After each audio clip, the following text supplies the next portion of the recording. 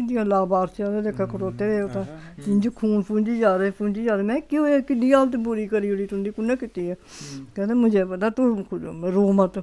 अगर मोहल्ले के लोग, आस पड़ोस के लोग अगर आपको चिल्लाने की आवाज सुनाई दे रही थी तो पुलिस को तो बुला सकते थे। पुलिस वालों ने दो ने देखा वो साबुन वाला कहीं कर रहा ही दो पुलिस वाले खड़े ही उन्होंने देखा इनकी हालत देखी तो उसके बाद मगर उन्होंने भी कुछ नहीं किया, पुलिस वालों ने कुछ नहीं किया, चले गए को पुलिस वालों ने इनको लहूलुहान देखा, लहूलुहान देखने के बाद वो चले गए, वो अस्पताल लेकर नहीं गए। अस्पताल हम लेके गए। तो वो जो जिप्सी पुलिस की वहां पर खड़ी होती उसमें अक्सर पुलिसकर्मी रहते, वो कहाँ थे? कोई नहीं था, जिस उनकी ही जिप्सी में ट्रैफिक वाला सोया हुआ था। अच्छा, उनकी जिप्सी में ट्रैफिक वाला सोया हुआ था, वो भी 11:30-12 बजे के करीब। जम्मू कश्मीर प्रदेश कांग्रेस कमेटी के जम्मू में शहीदी चौक स्थित हेडक्वार्टर के ऊपर एक बड़े शरीफ और नेक आदमी काम किया करते थे, उनका नाम था रोद कुमार। आज सुबह वो घर से निकले हैं और 11-11:30 बजे के करीब उनके साथ एक वारदात हुई है जम्मू शहर के बीचों बीच। उस वारदात में अभी तक जो जानकारी जुटी है उसमें कुछ युवकों ने, कुछ लोगों ने उनके ऊपर हमला किया, बहुत बुरी तरीके से उनको मारा और मारने के बाद जब उन्हें हॉस्पिटल लेकर गए तो वहां उनकी मृत्यु हो गई।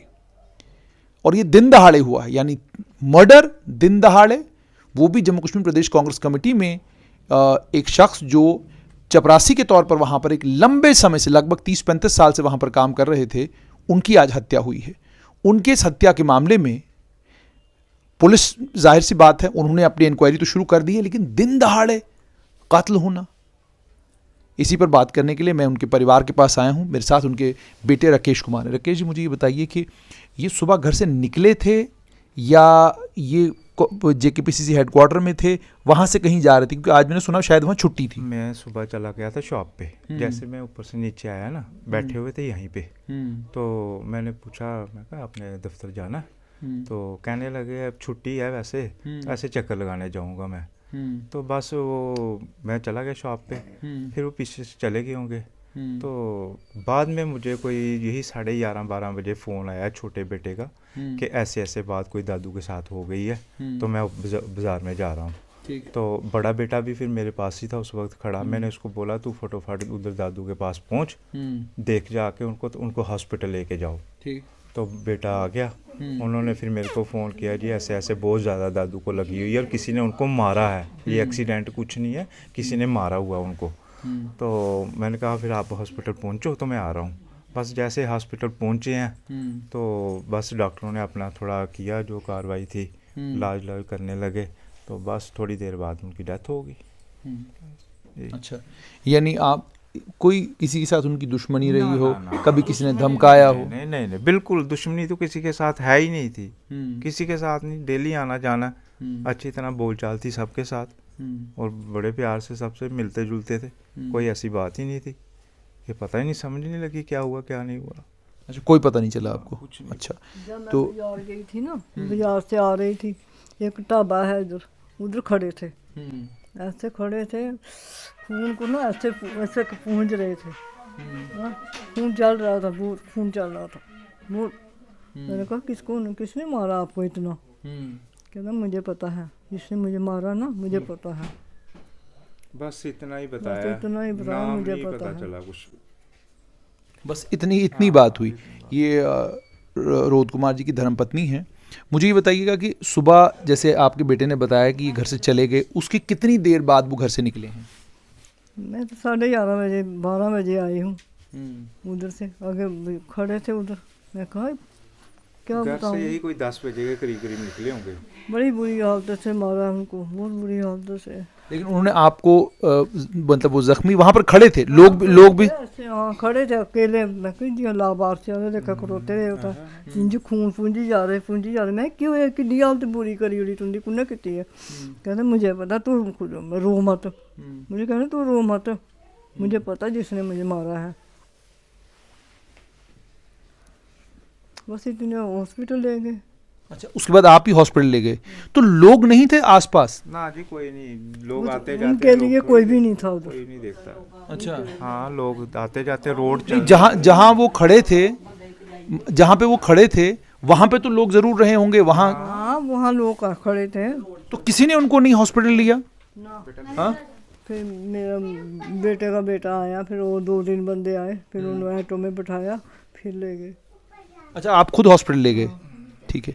घर के ही लेके गए हैं, जो भी घर के बंदे थे जो भी लेके गए हैं ना। मेरा बेटा था, वो छोटा बेटा था, ये साथ में मम्मी थे, यही लेके गए हैं। ये लेके गए। तो आपने जब उनको देखा कहाँ कहाँ चोट आई थी उनको? बड़ी जबरदस्त है, तो चोट गई नाक से, तो ऐसे खून चल रहा था ना, जैसे कुछ और कान से भी खून चल रहा था, पूरा दिमाग। क्या कर रहे?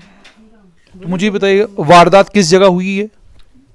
बस ये जैसे शहीदी चौक से पहले ही वो कोई बिल्डिंग है, बंद पड़ी हुई है, काफ़ी देर से बंद पड़ी है। बस उसी बिल्डिंग के बीच की बात है। उसी बिल्डिंग के बीच की बात है। तो उन्होंने, जाहिर सी बात है, जब किसी ने मारा होगा, किसी ने उनके ऊपर हमला किया होगा, वो चिल्लाए होंगे, तो आस पड़ोस में तो इतनी आबादी है, कोई गया नहीं उनको बचाने? कोई नहीं गया। अभी कुछ लोगों से बात हुई, अभी मैं उधर पहुंचा था, वो कह रहे थे कि इधर से आवाज़ आ रही थी किसी की चिल्लाने की, तो कह रहे थे किसी को बोला देखने के लिए, लेकिन कोई नहीं गया देखने के लिए उधर। बस यही बात है, कोई देखने के लिए भी नहीं गया। अच्छा, तो माता जी इससे पहले कभी किसी ने डराया हो, धमकी दी हो, कुछ ऐसी बात? ना, हमको कुछ पता नहीं, इन्होंने कुछ बताया ही कभी किसी के साथ बात हुई ही नहीं, कोई कभी कोई बात ही नहीं किसी के साथ हुई ऐसी। तो किसी के ऊपर आपको शक हो? ऐसे किसी पे नहीं। किसी पे नहीं। नहीं। ऐसे कैसे बता सकते हैं? तो जब आप हॉस्पिटल लेकर गए, हॉस्पिटल में डॉक्टरों ने क्या बताया? डॉक्टर ने बोला था कि इनको काफ़ी चोटें वगैरह लगी है, तो देखते हैं, कहते हैं कंडीशन बहुत ख़राब है। अच्छा, क्योंकि जो मुझे पता है उसमें ये बताया गया कि उनकी रिब केज पूरी की पूरी तोड़ दी हुई थी, एक तरफ से पसलियां तोड़ दी। सड़ियाँ टूट गई। तो इतनी मारपीट अगर किसी जगह हुई है, आंखें इतनी खून जम गया, इतनी आंखें हुई। लेकिन कमाल की बात तो ये है कि इतनी मारपीट किसी के साथ हुई और इस मारपीट को किसी ने ना सुना, न किसी ने देखा, न किसी ने बोला, ना कोई बचाने के लिए आया। देखा भी होगा किसी ने, देखते हैं, आपको पता है आजकल लोग देख के भी पीछे हट जाते हैं कि कहीं हमारे पे कोई चक्कर ना बन जाए अगर बताया तो, ये भी बात है। और ये दिन दहाड़े हुआ है सब कुछ? ये दिन दिहाड़े 12, साढ़े 11, 12 के बीच की बात है। तो उसके साथ में तो इतना बड़ा रास्ता है, उसके ऊपर पूरे टाइम लोग चल फिर रहे होते हैं। चलते फिरते हैं, बिल्कुल लोग आते जाते रहते हैं, वो तो एक सेकंड के लिए रोड बंद होता ही नहीं है, क्योंकि बनाना था तो वाला जिला गेट टप्पिया बाहर आई, गेट कोल खड़ोते रहे, वो काले गेट है, वो कहा गेट कोल खड़ोते रहे, बड़ी मैं पहचान ही नहीं सकिया नहीं। हाँ, ते मैं चूचू दे होटल तक करी हुए आगे। अच्छा, वो भोला सुनावा सब नाला। अच्छा, ठीक। बड़ी बुरी हालत कन्नै बाहर आए दे ने। अच्छा, वो किसी बिल्डिंग के अंदर गए थे? बिल्डिंग है ना उधर, बिल्डिंग है वो बंद बिल्डिंग पड़ी है, बंद। उसके अंदर लेकर गए? हाँ, अंदर लेके गया कोई, पलटी बिल्डिंग है, वो बंद है, उधर कुछ नहीं होता, ऐसे घोड़े बांधे होते हैं किसी ने। हाँ। और वो घोड़े वालों को भी पुलिस ले गई है उठा के। अच्छा, हाँ, पता करेंगे वो। यानी उसी बिल्डिंग के अंदर पहले लेकर गए हैं और उसके बाद क्या कहते हैं? फिर उधर मारा उनको। अच्छा, बिल्डिंग के अंदर मारा हुआ है, बिल्डिंग के अंदर मारा हुआ। अच्छा, उधर ही मारा हुआ उनको। तो आपने किसी से पूछा, किसी ने कुछ नहीं कहा? कोई बता ही नहीं रहा, हम पूछ रहे हैं सबसे मगर कोई बता नहीं रहा। कोई नहीं बता। नहीं, तो इस मामले में अब आप चाहते क्या हैं?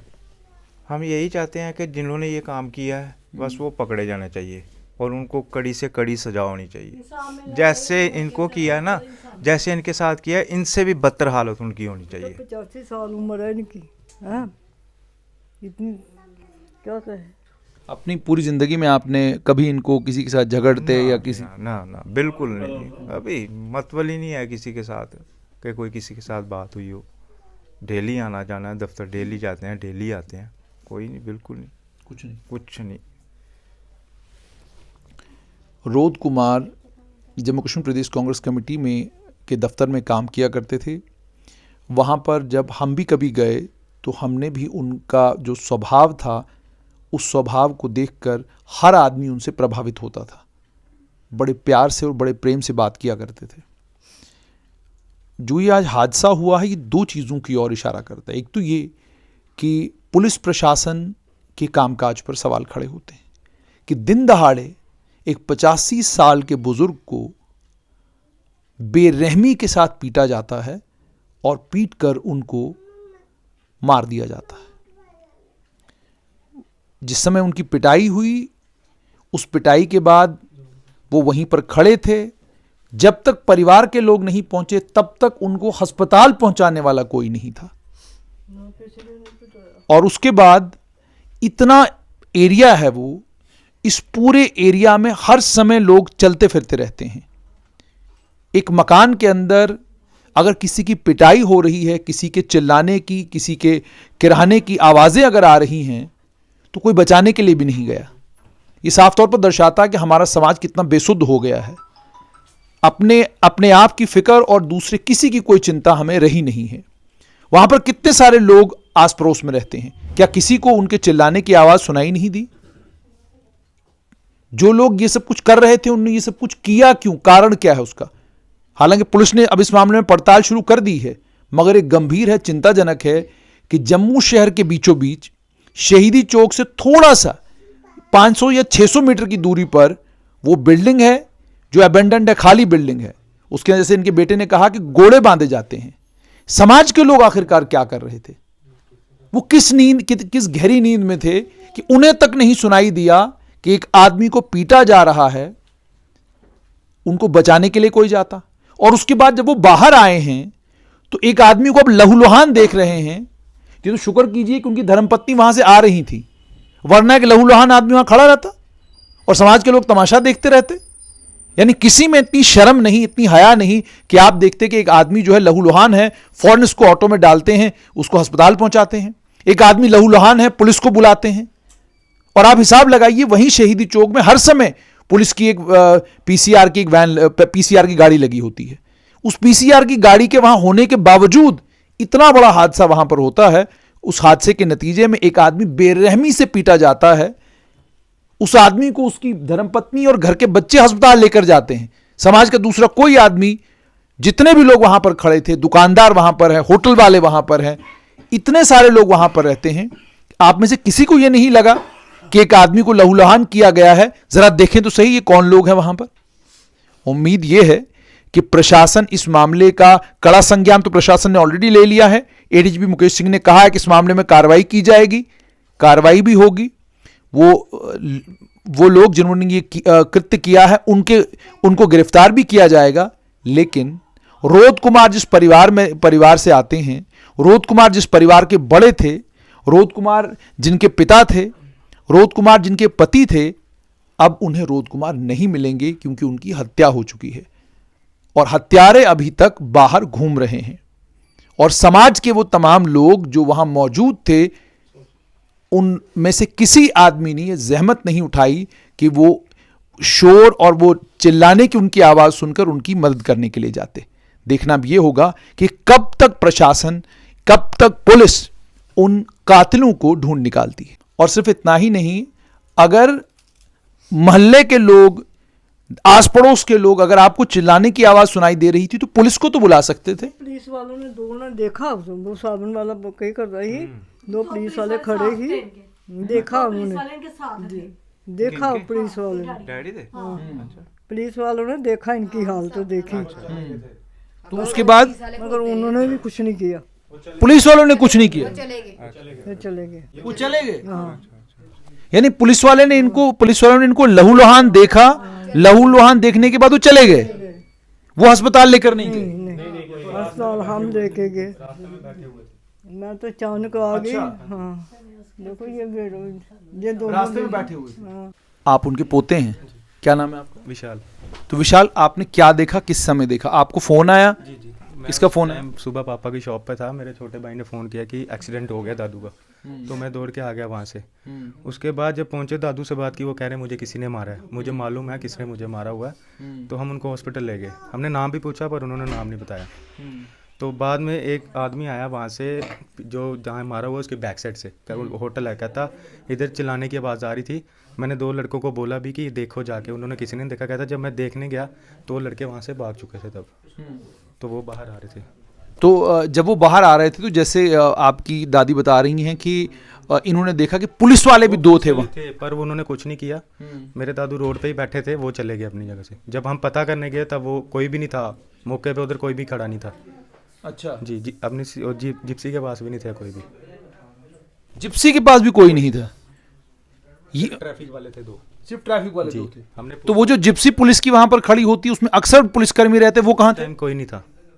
उनकी ही जिप्सी में ट्रैफिक वाला सोया हुआ था।